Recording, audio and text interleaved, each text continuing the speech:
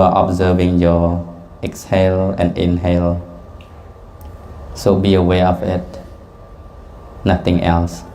At this very moment, just only your breathing in, breathing out. Constantly observe it until your mindfulness is there. I know it's hard for the first time to have your mind controlled, but as long as we keep training, the mind will be well trained. In the teaching of Buddhism, it is expounded that when the mind is well trained, it brings happiness and peace, because happiness and peace is the state of mind. It comes from inside.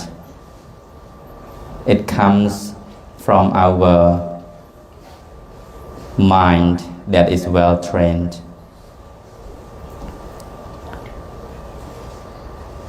Happiness or sorrow comes from inside, not anywhere else. When the mind is happy, so we are happy. When the mind is not happy, we face suffering and sorrow. As you see, right now, the whole family is experiencing sadness, sorrow, lamentation, pain, grief, despair, because of the loss of your beloved person. We know it's hard to be separated from the one you love, and nobody wants to experience this either.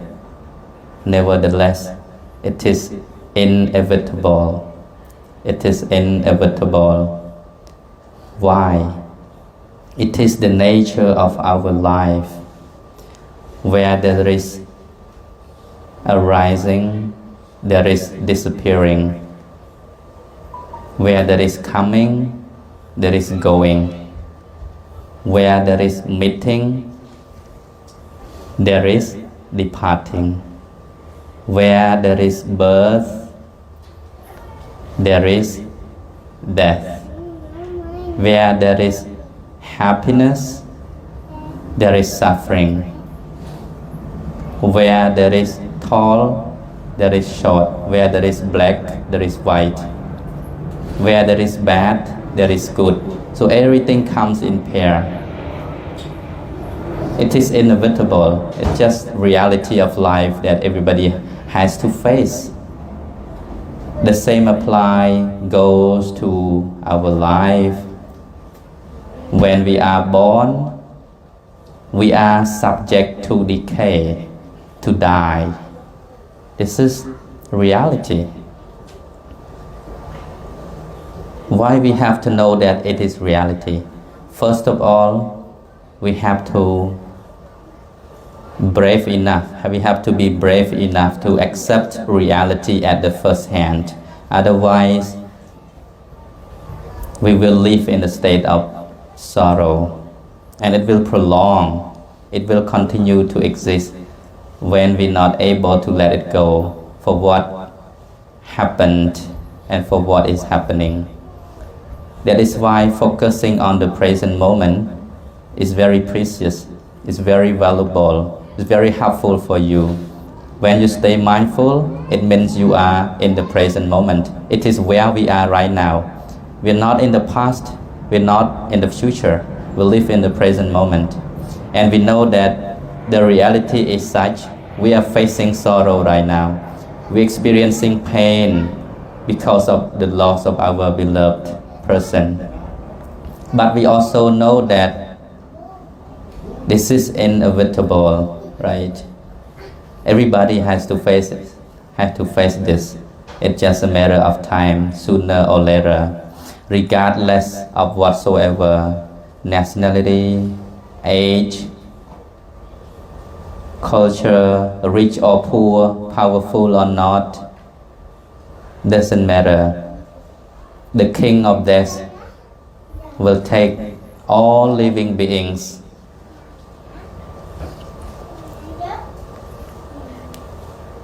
So that is why as long as we still live, we have to fulfill goodness as much as possible, because we don't know when it will be over. We don't know that when death will come to us.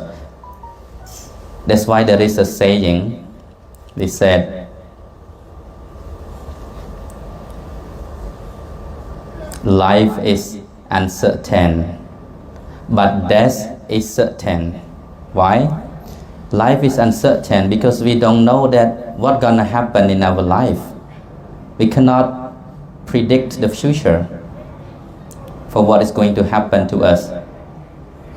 Today, yesterday, or last month, we might be laughing a lot, enjoying a lot. But today, we might be crying. Who knows? Today we are crying. Tomorrow we might be laughing. It's like a game of life, you know. Ups and downs are bound to come. The same way as birth and death. This is reality of life. We have to understand this at the very beginning, right? We have to understand this reality and be able to face it peacefully. We're not trying to lie to ourselves. Oh, this is not happening, this is not happening. My brother is not dying, okay? He's here with us, he's here with us. I know that a lot of people keep saying that whenever their family members are in serious condition between death and life, something like that.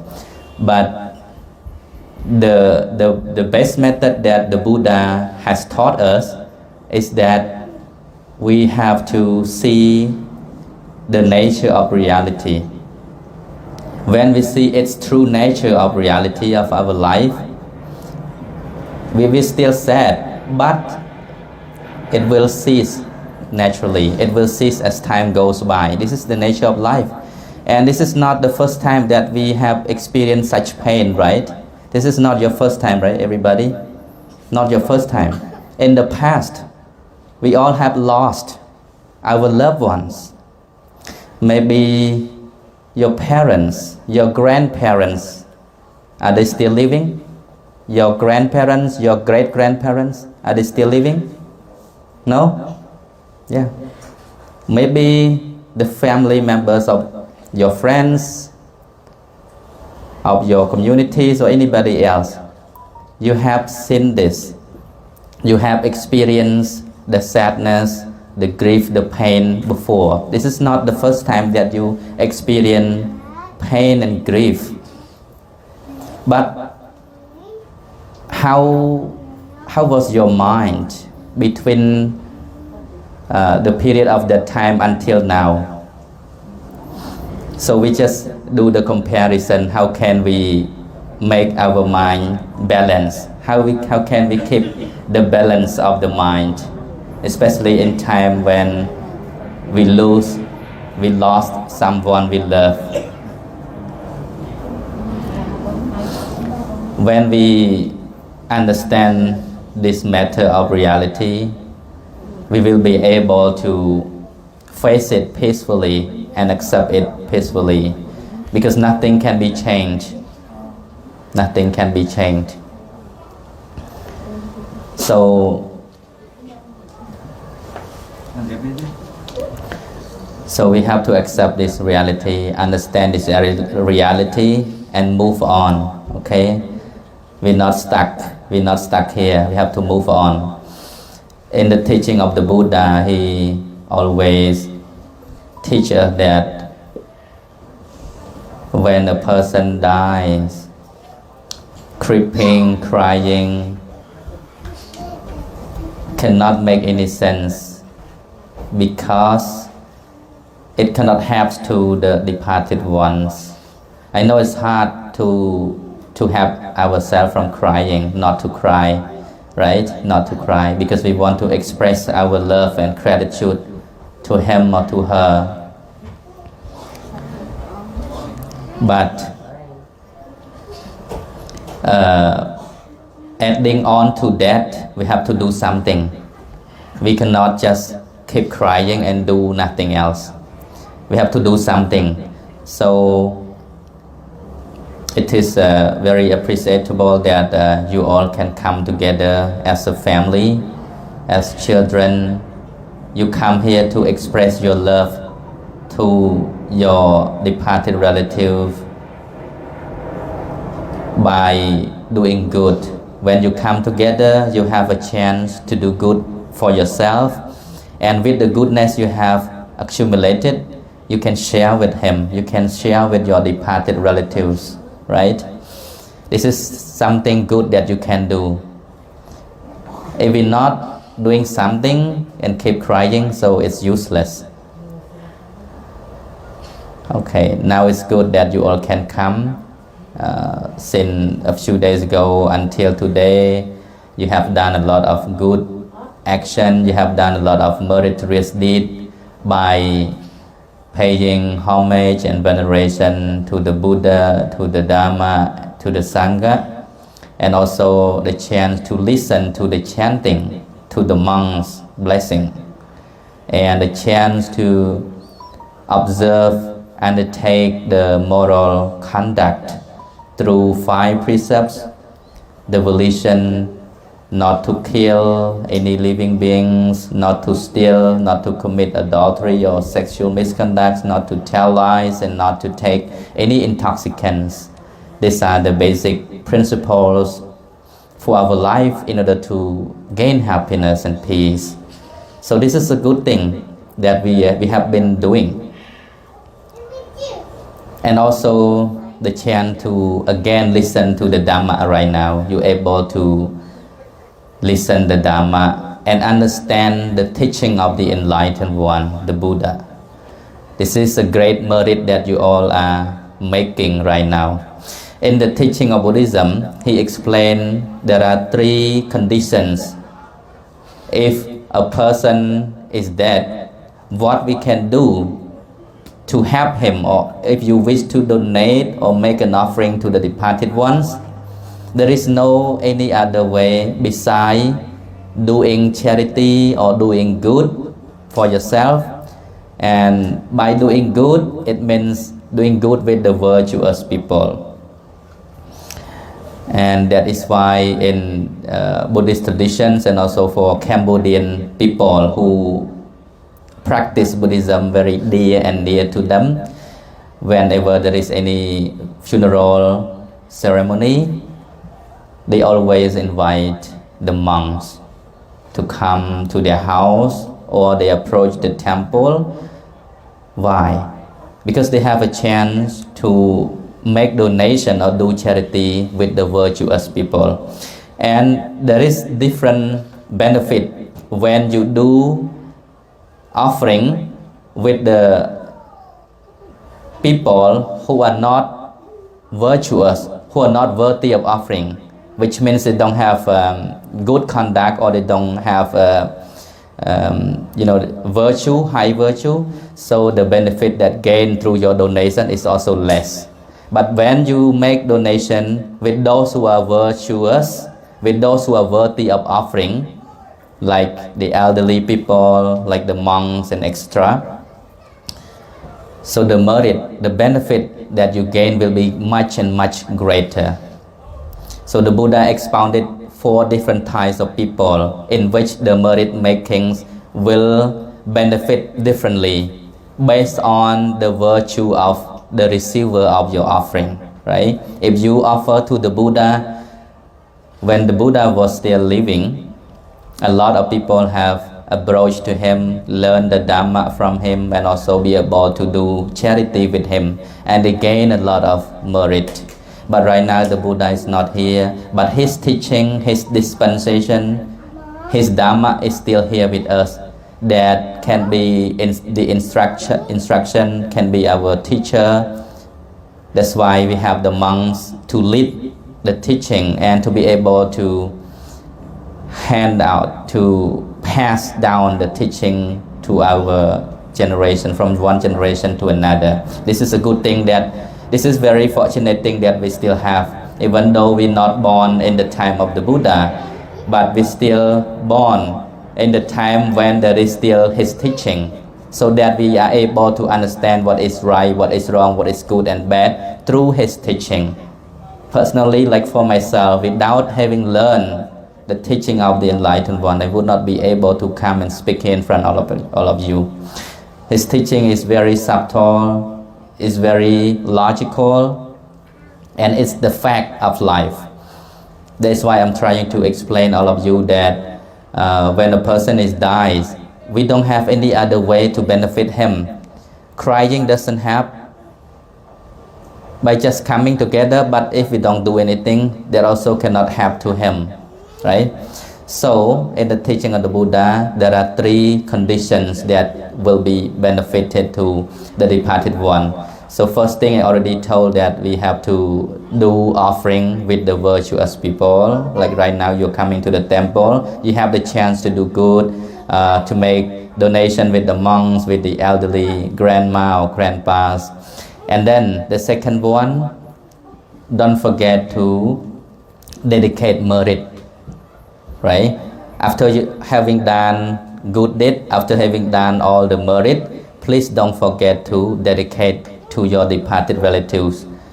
And how we're going to do so? So simply you can think in your mind, say in your mind, or you say out verbally by saying, by the power of my good action, meritorious deed that I have been accumulating, may my relative by the name of Sindra or anybody else, grandpa, Seung, or anybody else who passed away, might be your relative from different families, you can also dedicate to them, okay? By just calling their name directly, or you just say in short like, all by the power of my good action, may all my departed relatives be happy, be liberated, may they be reborn in happy existence. This is the way in which you can do to help your departed one. But if you just know how to dedicate merit, if you don't do any good action or don't do any merit, you don't have anything to share to them, right? Just like when you want to give money to others and you don't have money, how can you going to give them? So first of all, we have to collect merit, right? How are we to collect merit? I already said so, through making donation, through practicing good conduct, helping in the service, or maybe a voluntary service to any other community, helping cleaning, cooking. I know all of you are the good chef. Some people have been helping in the cooking, cleaning up, supporting in any other service at the funeral, preparing for the funeral. All these are great work that you all contribute to making merit for yourself. So after collecting merit for yourself, don't forget to share to your departed ones, okay? Either you say it verbally or you say in your mind, okay? Especially when you come in front of his picture, when you use the candle or the incense, when you burn the incense, don't forget to call his name, okay? Now come to get merit. I already done this good thing like this, like that. May you be happy, may you be liberated, may you be reborn in a blissful existence, and so on. This is how you can dedicate merit to your departed relatives, how you can help him, right? So the third condition is all depends on the departed relatives. When the departed relatives hearing that you calling his name, you don't forget him, he will rejoice in the good deed that being dedicated to him. So under these 3 conditions, the merit that we have been doing will benefit to him. This is the teaching from the Enlightened One, the Buddha. That's why we have this religious ritual. Whenever a person dies, we always come together and try to do merit by offering lunch to the monks, offering budget to support the temple, or anything that is kind of charity, or maybe observing the precept, by trying to do good, to avoid bad, and to purify our mind. This all the merit making activities that we can accumulate for ourselves. With that, it brings happiness for our family as well, for the living people, and also benefit for the departed one. So I'm gonna stop here. I'm not gonna spend more time. It's already late at night, but I hope that through this short explanation, it will help you at least a little bit how you understand about the whole funeral service that we are trying to do. You know, why we have the monks in presence, why we come to the temple, and why we make offering to them, and why we pay respect to the monk or pay respect to the Buddha. This is all the way of making merit. Okay? If some people may ask, how are we to do good? What kind of activity that can be called as merit making activity? So coming together, pay respect to those who are worthy of respect, doing charity, offer something to those who are worthy of offering, and have the chance to develop, to cultivate your mind, just like I just led for all of you to meditate.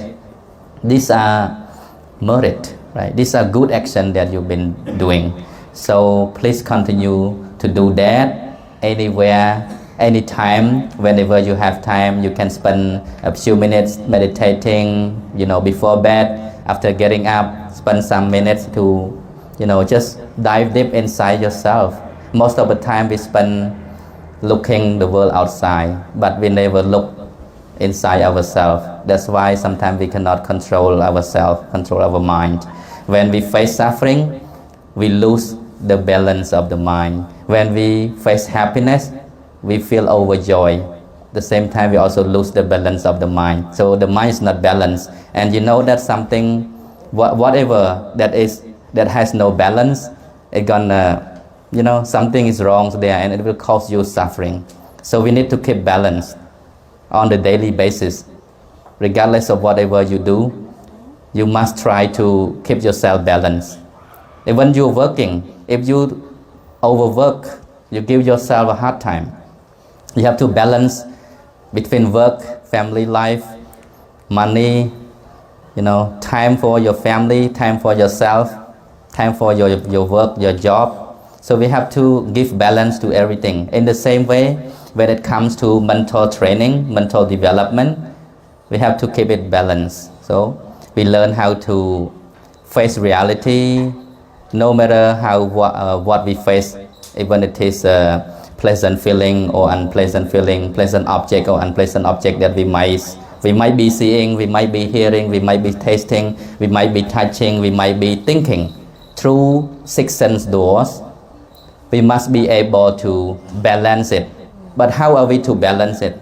Trying to understand the nature of reality. The moment when you experience something, the moment when you sense something through your eyes, ear, door, but through your eye, ear, nose, tongue, body, mind, try to balance it, okay? This is the sixth door that brings in and brings out all information, all data. It has been stored through our eye. When we see things, we bring information in through eyes. We analyze things as bad or good. So we bring suffering or happiness through the way we analyze things, right? Through the way we view it. Through your eye, you see object, sight, form, visible object. Through your ear, you hear sound. Through your tongue, you taste. Through your body, you feel the touch or tangible object. Through your mind, you think. So these all are the sense media. You bring in and out all the information on your daily basis. If you know how to control your sense, if you know how to guard your six senses, then you will be happy every day of your life. But most of people, they don't understand how to do it. Okay, they don't understand how to control their senses. If they face something sorrowful, they just feel unhappy, they feel sad. Right now we're facing this, right? But you can change when you see things, you know, I mean the reality is the same, nothing changed, right? Nothing changed, but you can change your view, how you view the things. Just like when you have your relative died. This is reality, we cannot change anything. We cannot make him alive again. It doesn't happen, right? No way. But what we can do is trying to do more good for him. And also, when we understand that this is reality, that we cannot do anything to make this change, at least we can stay still and make ourselves calm and be strong enough, to continue with this merit making activity successfully for him. Some people, they just keep crying and they feel weak, they're getting weak.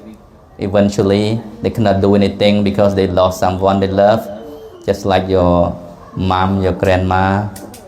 I think she sometimes getting weak. So sometimes it may be hurting yourself when you dwell too much on that very idea. You get stuck in the idea of pain, of sorrow, of loss. But if you just change the way you view things, like, okay, this thing already happened, I must move on. If I'm weak, if I'm get sick, so my family member also will be in trouble again, right? They will double their worry because of you, okay?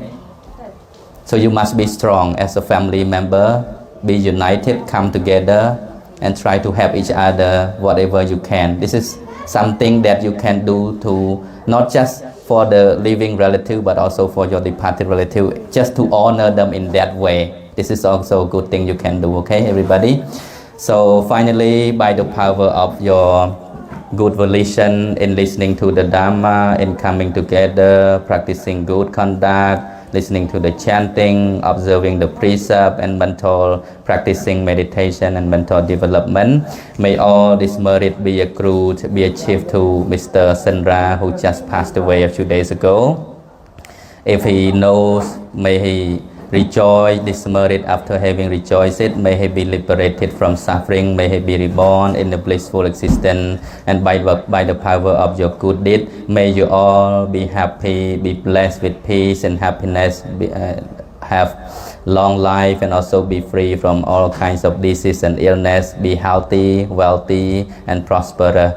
សូមឲ្យពុទ្ធបរិស័ទទាំងអស់ដែលបានបំពេញនៅអំពើល្អតាមរយៈទានសិលភាវនាស្ដាប់ប្រសង្ឃចម្រើនព្រះបរិត្តក្តីស្ដាប់ធម្មទេសនាក្តីតាមរយៈការធ្វើទានប្រគេនចង្ហាន់ប្រសង្ឃក្តីសូមបុណ្យកុសលទាំងអស់នេះបានសម្រេចដល់លោកសិនរាដែលបានចែកឋានទៅអស់រយៈពេល4ថ្ងៃ5ថ្ងៃមកហើយសូមឲ្យលោកបានទទួលត្រេកអរអនុមោទនាបើលោកបានទទួលហើយក៏សូមឲ្យបានសេចក្តីសុខរួចចាកទុកទាំងពួងទៅបដិសន្ធិនៅក្នុងទីដ៏សមគួរមានឋានសួគ៌ទេវលោកព្រហ្មលោកនិងមនុស្សលោកជាដើមនិងម្យ៉ាងមួយទៀតបុណ្យកុសលថ្ងៃនេះក៏សូមឲ្យបានសម្រេចដល់កូនចៅក្រុមគ្រួសារសាច់សាលហិតញាតិមិត្តទាំងអស់ដែលអញ្ជើញមកជុំគ្នាជាគ្រួសារជាធ្លុងតែមួយនេះក៏សូមឲ្យបានសេចក្តីសុខសេចក្តីចម្រើនជួបប្រទះតែពុទ្ធពរទាំងឡាយ4ប្រការអាយុក៏សូមមានអាយុវែងសុខៈមានសេចក្តីសុខកាយសប្បាយចិត្តវណ្ណៈមានសម្បុរកាយភ្លឺថ្លាល្អបដិភានអ្នកបញ្ញាក៏សូមឲ្យមានបញ្ញាហើយសុខអាយុវណ្ណៈសុខៈពលៈពលៈគឺសូមឲ្យមានកម្លាំងកាយកម្លាំងចិត្តនិងកម្លាំងសទ្ធាជ្រះថ្លានិងមួយយ៉ាងវិញទៀតបដិភានអ្នកបញ្ញាគឺពររបស់សម្ដេចជួនណាត